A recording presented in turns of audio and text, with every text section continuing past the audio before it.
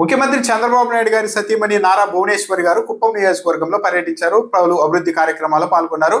ప్రధానంగా రామకుప్పం మండలంలో ఆమె పర్యటన సాగింది. ఈ సందర్భంగా అక్కడున్న మహిళల్ని ఉద్దేశించి మీకు సూపర్ 6 పథకాలన్నీ వస్తున్నాయా లేదా చెప్పండి, అదే ముఖ్యం అంటూ నారా భువనేశ్వరి గారు మాట్లాడుతున్న సమయంలోనే కొందరు వ్యక్తులు మాకు నీళ్లు లేవు మేడం అంటూ ఆమె దృష్టికి తీసుకెళ్లారు. హామీలు మీకు అందుతున్నాయా, ప్రజలకి అందుతుందా, అది ముఖ్యం.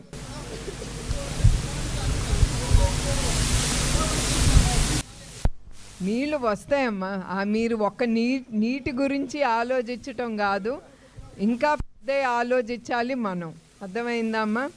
ఇదే పర్యటనలో చంద్రబాబు నాయుడు గారిని కుప్పం ప్రజలు 8 సార్లు ఎమ్మెల్యేగా గెలిపించారు.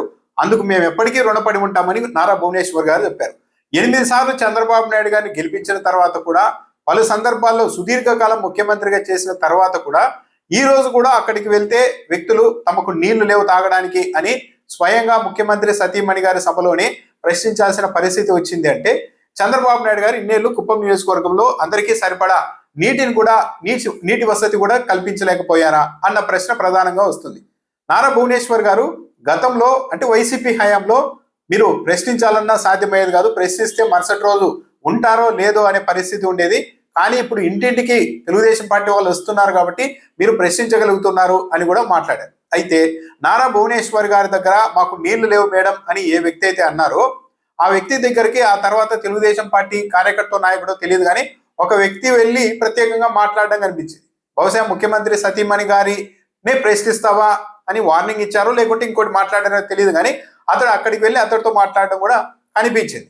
నారా భువనేశ్వర్ గారు చెప్తున్నారు ఏంటి అంటే, నీళ్లు లేవు మేడం అని అడిగితే నారా భువనేశ్వర్ గారు నీళ్లు వస్తాయ్యా, నీళ్ళ గురించి కాదు ఇంకా పెద్ద పెద్ద వాటి గురించి ఆలోచించాలి అని నారా భువనేశ్వర్ గారు చెప్తున్నారు. అంటే ప్రాథమికంగా నీళ్ళు అన్న ఉంటే ఏదైనా ఆలోచన చేయగలుగుతారు కదా, నీళ్ళే లేనప్పుడు కనీసం అక్కడ జీవించడానికి కూడా సాధ్యం కాదు కదా. ఆ తర్వాత కొద్దిసేపటి తర్వాత తన ప్రసంగంలోనే నారా భువనేశ్వర్ గారు ఈ అంశం పైన వివరణ ఇచ్చేందుకు ప్రయత్నించారు. ఇందాక వ్యక్తి నీటి గురించి అడిగారు. ఈ సమస్యను చంద్రబాబు నాయుడు గారు గుర్తించే 732 కిలోమీటర్ల కెనాల్ ద్వారా శ్రీశైలం నుంచి కుప్పానికి నీళ్లు తెస్తూ ఉన్నారు అని కూడా మాట్లాడారు. అంటే మొత్తం 732 కిలోమీటర్లు ప్రణాళిక కాలువలు తవ్వింది అంతా చంద్రబాబు నాయుడు గారి అన్నట్టుగా ప్రచారం ఉండొచ్చు, కానీ అది నిజం కాదు. ఈ కాలువకి కుప్పానికి కూడా నీళ్లు తీసుకెళ్లాలి అన్న ఆలోచన చేసింది వైఎస్ఆర్ ప్రభుత్వంలో చేశారు. ఆ తర్వాత ప్రభుత్వాలు కూడా మెల్లమెల్లగా ఈ కాలువని తవ్వుతూ వచ్చాయి. జగన్మోహన్ రెడ్డి హయాంలోనే కుప్పంకి నీళ్లు తీసుకెళ్లే ప్రక్రియ అన్నది మొదలైంది. మొత్తం పనులన్నీ పూర్తి చేసి స్వయంగా జగన్మోహన్ రెడ్డి కుప్పం వరకు చెరువుల్లో నీళ్లు నింపే కార్యక్రమాన్ని కూడా స్వయంగా వెళ్ళి అక్కడ, కానీ ఆ తర్వాత చంద్రబాబు నాయుడు గారు ముఖ్యమంత్రి అయిన తర్వాత మళ్ళీ ఇంకోసారి ఆ కార్యక్రమాన్ని చేసి మొత్తం ఆ రంగులు వేసుకొని మొత్తం నేనే తీసుకొని వచ్చాను అని ఆ రోజు నుండి కుప్పానికి నీళ్లు తీసుకెళ్ళింది నేనే అని చంద్రబాబు నాయుడు గారు అయితే సమర్థవంతంగా ప్రచారం చేసుకోగలుగుతూ ఉన్నారు. కానీ ఈరోజు నారా భువనేశ్వర్ గారి సభలోనే మాకు నీళ్లు లేవు మేడం అని ఒక వ్యక్తి అడుగుతూ ఉన్నారంటే ఇప్పటికీ కూడా సరిపడే స్థాయిలో, నిజాన్ని చెప్పాలంటే చంద్రబాబు నాయుడు గారు సుదీర్ఘంగా ఎమ్మెల్యేగా గెలిపించారు, ముఖ్యమంత్రిగా కూడా చేశారు. కానీ చాలా సమస్యలు ఉండేవి. ఇదివరకు కుప్పం నియోజకవర్గంలో వరుసగా గెలుస్తూ ఉన్నప్పటికీ కూడా చంద్రబాబు నాయుడు గారు అంత శ్రద్ధ పెట్టేవాళ్ళు కాదు.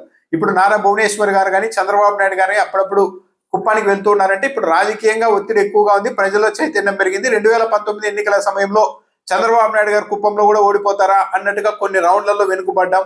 ఈ చైతన్యం చూసిన తర్వాత అప్పటి నుంచి కాస్త అప్రమత్తంగా ఉంటూ కుప్పం గురించి చంద్రబాబు నాయుడు గారు మాట్లాడుతున్నారు. లేదంటే గతంలో నామినేషన్ వేసేందుకు కూడా చంద్రబాబు నాయుడు గారు స్వయంగా వెళ్లేవాళ్ళు కాదు, వేరే వాళ్ళ ద్వారా తన వ్యక్తుల ద్వారా నామినేషన్ వేయించడం గెలవడం లాంటివి చేస్తూ వచ్చారు. కానీ ప్రజల్లో చైతన్యం పెరిగింది అని తెలిసిన తర్వాతనే ఇప్పుడు స్వయంగా నారా భువనేశ్వర్ గారు కూడా కుప్పం నియోజకవర్గం నుంచి ప్రత్యేక శ్రద్ధ తీసుకుంటున్నారు. తీసుకోవడం తప్పేం కాదు, వెళ్ళి కలవచ్చు కూడా. కానీ ఇప్పటికీ కూడా అనుకున్నంత స్థాయిలో అక్కడ అభివృద్ధి లేదు, అన్ని సౌకర్యాలు మౌలిక సదుపాయాలు కల్పించలేకపోయారన్నది ఈరోజు నారా భువనేశ్వర్ గారికి ఎదురైన ప్రశ్నలు బట్టే అర్థమవుతోంది. జగన్మోహన్ రెడ్డి హయాంలో నాడు నేడు స్కూళ్ళను కూడా కుప్పం నియోజకవర్గంలో జగన్మోహన్ రెడ్డి వచ్చిన తర్వాతనే బాగు చేశారు. లేకుంటే అంతకుముందు ప్రభుత్వ స్కూళ్ళకు కుప్పం నియోజకవర్గంలో కాంపౌండ్ వాల్స్ కూడా ఉండేవి కాదు. తాగునీరు ఇక్కడ డిజిటల్ బోర్డులు అయితే అక్కడ ఉండేవి కాదు. అవన్నీ కూడా జగన్మోహన్ రెడ్డి హయాంలోనే చేశారు. అంటే ముఖ్యమంత్రిగా సుదీర్ఘకాలం చేసినా కూడా వరుసగా కుప్పం నుంచి ప్రజలు గెలిపిస్తూ వచ్చినా సరే చంద్రబాబు నాయుడు గారు ఇదివరకు ఎప్పుడూ కూడా కుప్పం మీద ప్రత్యేకంగా శ్రద్ధ చూపింది లేదు.